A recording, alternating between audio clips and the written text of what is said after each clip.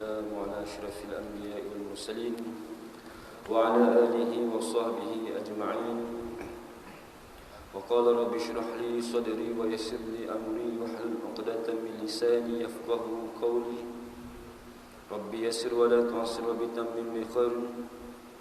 اللهم صل على سيدنا محمد الفاتح لما أغلق والخاتم لما سبق والناصر حق بالحق والهادي إلى صراطك المستقيم وعلى آله وصحبه حق قدره ومقداره العظيم.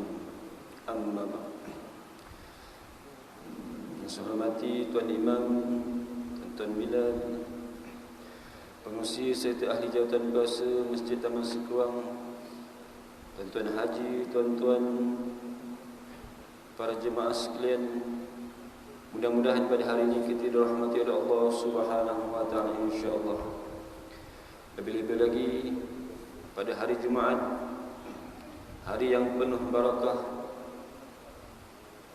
hari yang kita digalakkan memperbanyakkan doa dan kita memperbanyakkan selawat kepada Nabi Muhammad sallallahu alaihi wasallam. Mudah-mudahan hari-hari kita yang diberkati oleh Allah Subhanahu wa taala. Jadi alhamdulillah, bersyukur kepada Allah Subhanahu wa taala atas kenikmatan kepada kita yang besar, yaitu kenikmatan iman dan Islam. Maka dengan nikmat ini dapatlah kita taat kepada Allah Subhanahu wa taala. Kita melaksanakan segala perintahnya dan menjauhi segala larangannya. Dan alhamdulillah kita bersyukur kepada Allah Subhanahu wa taala pada hari ini kita masih lagi bernyawa. Allah panjangkan umur kita untuk kita hidup di dunia ini. Di situ ada kesempatan bagi diri kita mempersiapkan diri sebelum bertemu dengan Allah Subhanahu wa taala. Ada kesempatan bagi diri kita untuk kita memperbanyakkan taubat, memperbanyakkan istighfar, memperbanyakkan amal, memperbanyakkan kebaikan-kebajikan sesama manusia. Bersyukurlah kita atas nikmat panjang umur ini. Dan kita bersyukur kepada Allah Subhanahu wa taala, terutamanya Allah kurniakan kita menjadi umat Nabi Muhammad sallallahu alaihi wasallam. Dan ini adalah antara nikmat yang besar juga, kita menjadi umat Nabi Muhammad sallallahu alaihi wasallam. Banyak kelebihan kita menjadi umat Nabi Muhammad sallallahu alaihi wasallam, yang mana ada nabi nak juga menjadi umat Nabi Muhammad sallallahu alaihi wasallam. Jadi kita bersyukur kepada Allah Subhanahu wa taala. Kita umat akhir zaman, umat yang terakhir, tetapi umat yang mula-mula masuk syurga Allah Subhanahu wa taala insya-Allah. Jadi Nabi Muhammad sallallahu alaihi wasallam bersabda, "Addibu auladakum bi thalathati khisal." Ajarkan kepada anakmu 3 perkara. Hubbun nabiyakum, cinta kepada nabi kamu, yaitu Nabi Muhammad sallallahu alaihi wasallam. Jadi dianjurkan kita ini, anak-anak kita semasa kecil lagi, sebelum dia mengenal apa-apa, kita tanamkan cinta kepada Nabi Muhammad sallallahu alaihi wasallam. Sebelum mengenal perkara-perkara yang lain, kartun-kartun dan sebagainya, kita kenalkan dengan nama Nabi Muhammad sallallahu alaihi wasallam. Kita tanya kepada anak kita, siapa nama nabi kita? Siapa nama ayah dia? Siapa nama ayah baginda? Siapa nama ibu baginda? Kalau anak-anak kita boleh jawab, cucu kita boleh jawab, alhamdulillah. Jadi balik ni kita cuba tanya, siapa nama nabi kita, nabi akhir zaman, kekasih Allah Subhanahu wa taala. Jika anak kita boleh jawab, nabi kita Muhammad bin Abdullah, alhamdulillah. alhamdulillah. Kita tanamkan dengan mengenal dulu Nabi Muhammad sallallahu alaihi wasallam, barulah datang kecintaan kepada Nabi Muhammad sallallahu alaihi wasallam. Nak dapat cinta kepada Nabi Muhammad sallallahu alaihi wasallam, seperti mana subuh tadi tazkirah, nak dapat cinta Nabi Muhammad sallallahu alaihi wasallam, kita kena kenal Nabi Muhammad sallallahu alaihi wasallam, mengenal pribadinya, mengenal fizikalnya, mengenal mendalami sirah-sirah Nabi Muhammad sallallahu alaihi wasallam, mengikuti sunnah-sunnah Nabi Muhammad sallallahu alaihi wasallam, maka dia akan datang cinta kepada Nabi Muhammad sallallahu alaihi wasallam.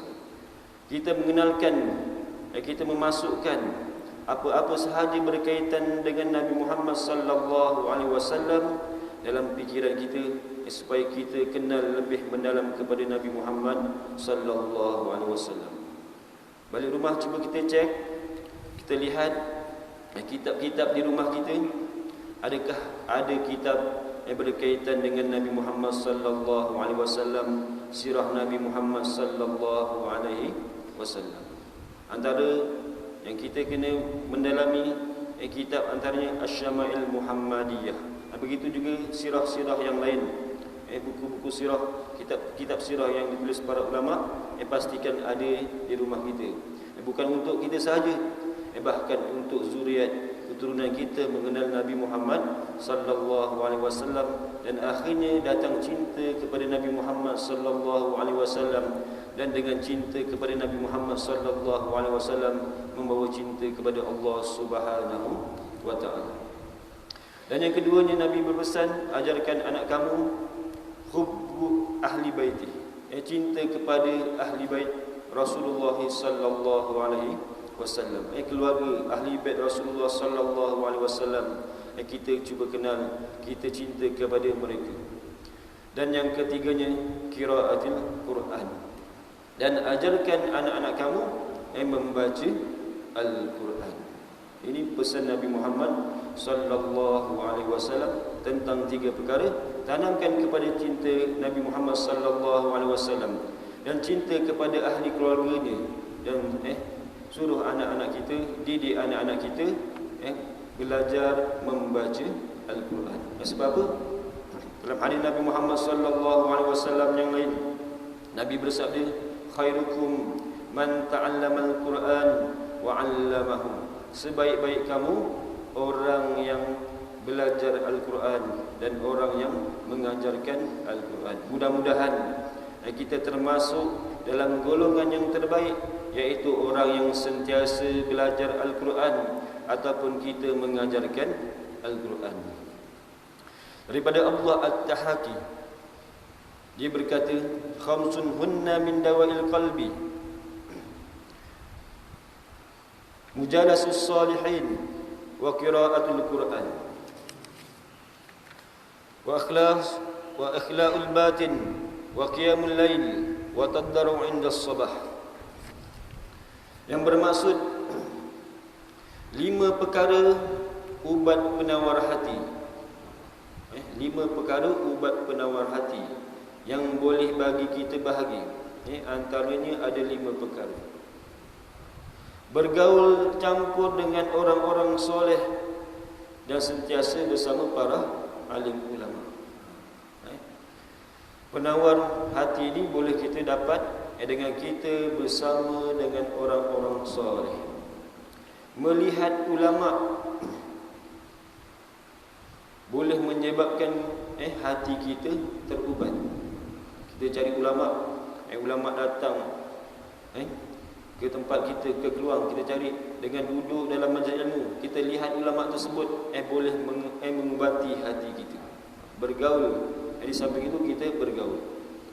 Ada seorang disebut, apabila aku melihat ulama, aku menjadi, seminggu itu aku menjadi semangat untuk beribadah kepada Allah Subhanahu wa taala. Dengan syarat kita bersama, bergaul, bercampur dengan orang soleh dan bercampur dengan ulama, sentiasa menghadiri majlis para alim ulama, kerana dia boleh menyebabkan hati kita terubat, hati kita ini menjadi bahagia. lihat ulama boleh menjawab hati kita bahagia terubat, menjadi kita semangat untuk beribadah kepada Allah Subhanahu wa taala. Yang keduanya, membaca Al-Quran disertai dengan menafsirkan maknanya dalam kehidupan sehari-hari. Dalam kehidupan kita daripada pagi sampai subuh, pastikan kita ada membaca Al-Quran. Dia antara perkara yang boleh memberi penawar kepada hati. Ini pun yang dianjurkan oleh Nabi Muhammad sallallahu alaihi wasallam, supaya kita ini sentiasa membaca Al-Quran. Dan antara zikir yang utama kita berzikir kepada Allah Subhanahu wa taala adalah kita membaca Al-Quran. Lebih-lebih lagi pada hari Jumaat ini, kita digalakkan membaca surah Al-Kahfi. Kita baca surah Al-Kahfi, kita mentadabbur ayat-ayatnya. Di situ dapat memberi penawar bagi hati kita ini yang kadang-kadang sakit, yang kadang-kadang duka dan sebagainya, gesah gelisah. Dia boleh memberi kebahagiaan kepada hati kita. Dan seterusnya, wa ikhlaul batin, melaparkan perut, kurang makan, dan antaranya kita berpuasa. Sebab itu kita digalakkan berpuasa sekurang-kurangnya 3 hari dalam 1 bulan. 13, 14, 15 disebut sebagai hari putih. Ataupun kita berpuasa Isnin dan Khamis. Kerana berpuasa juga boleh memberi penawar bagi hati kita, sebagai ubat penawar kepada hati kita. Dan seterusnya, antara ubat hati, kata Abdullah At-Tahaki,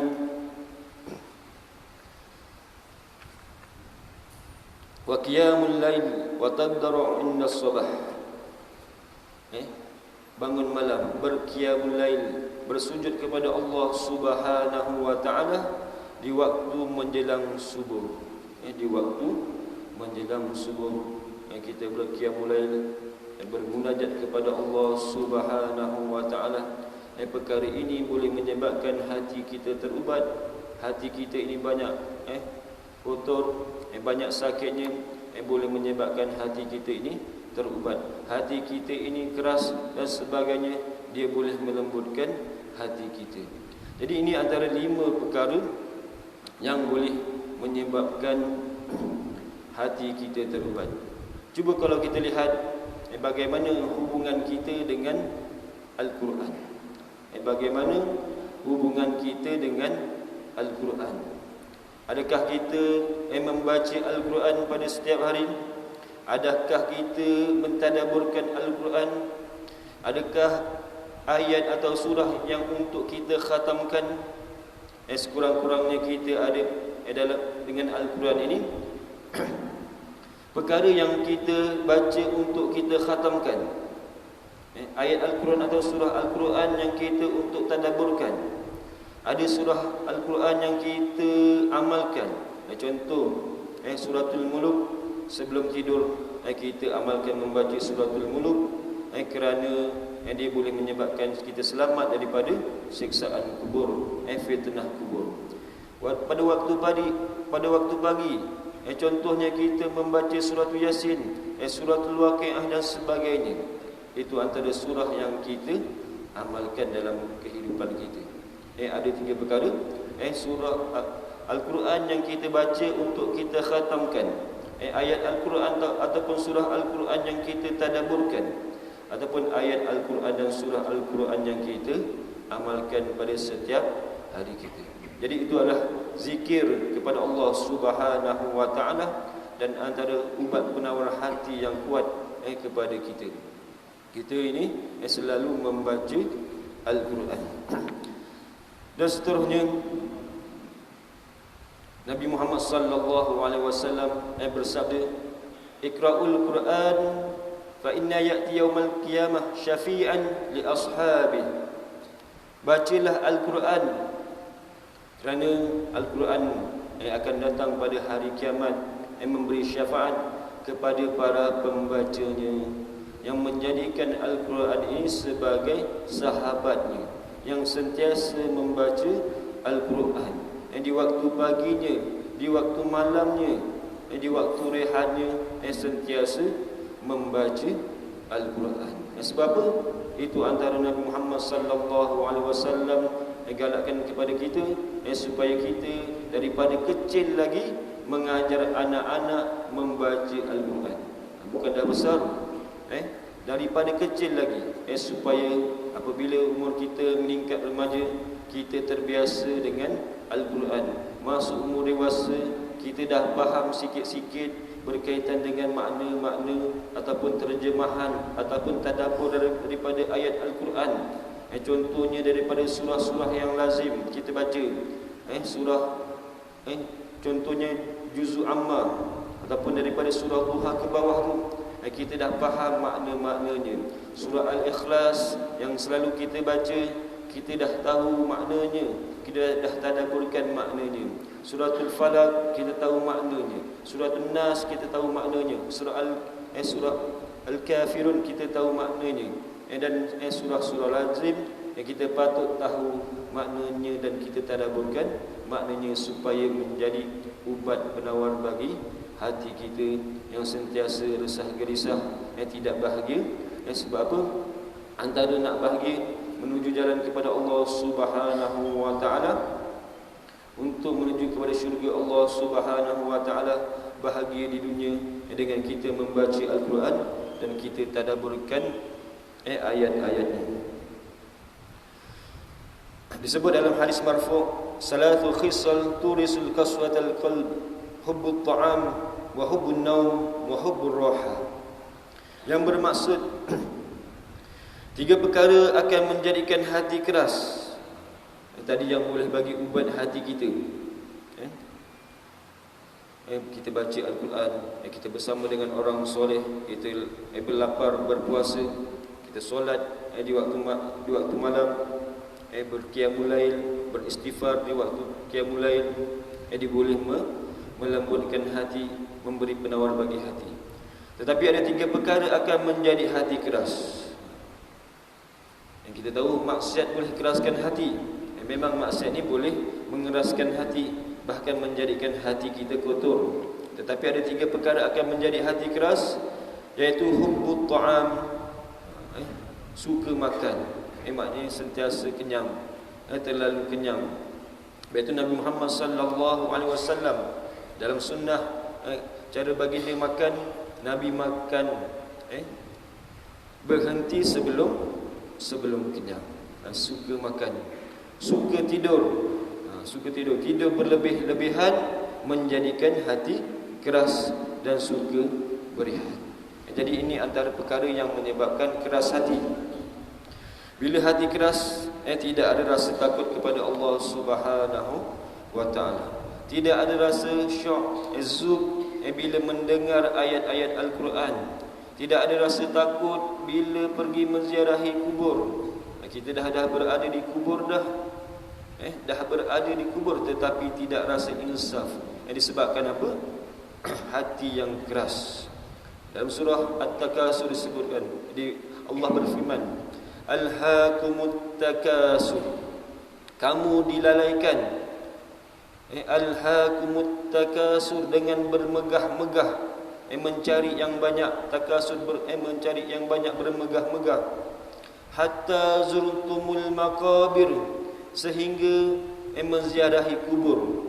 Di kubur pun kita lalai daripada mengingati Allah Subhanahu wa taala. Ini ayat ni sebab apa? Pada zaman jahilah dulu, orang-orang Arab, Quraisy, orang kafir Quraisy, sehingga di kubur pun mereka tidak mengingat kepada akhirat, sehingga dipermegah-megah, sehingga di hadapan kubur pun bermegah-megah dengan keturunannya. Orang ini orang yang hebat, dia bermegah-megah, sehingga Allah turunkan ayat Alhaakumut takasur hatta zurtumul maqabir. Dalam kita pergi ziarah kubur, tidak ada rasa keinsafan.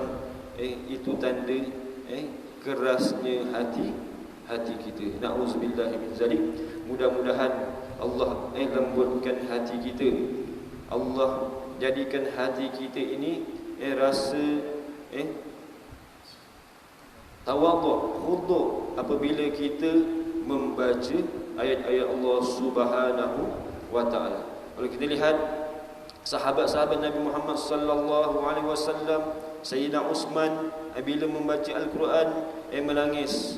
Sayyidina Abu Bakar bila menjadi imam membaca ayat-ayat Allah Subhanahu wa taala, hatinya lembut menangis.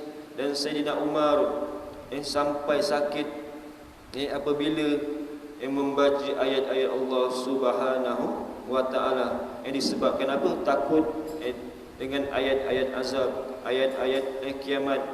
Dia takut. Hatinya begitu lembut apabila membaca Al-Quran. Dan ada yang sampai pengsan, dan ada yang sampai meninggal dunia apabila takut membaca ayat-ayat Allah. Disebabkan kepahaman mereka tentang ayat-ayat Allah Subhanahu wa taala. Jadi mudah-mudahan Allah bagi kita lembut hati kita. Allah bagi penawar kepada hati kita dengan kita selalu bergaul bersama dengan orang-orang soleh. Kita membaca Al-Quran, kita melapangkan perut kita dengan berpuasa ataupun mengurangkan makanan. Kita bangun pada malam hari berqiyamul lail, bersujud kepada Allah Subhanahu wa taala dan beristighfar kepada Allah Subhanahu wa taala.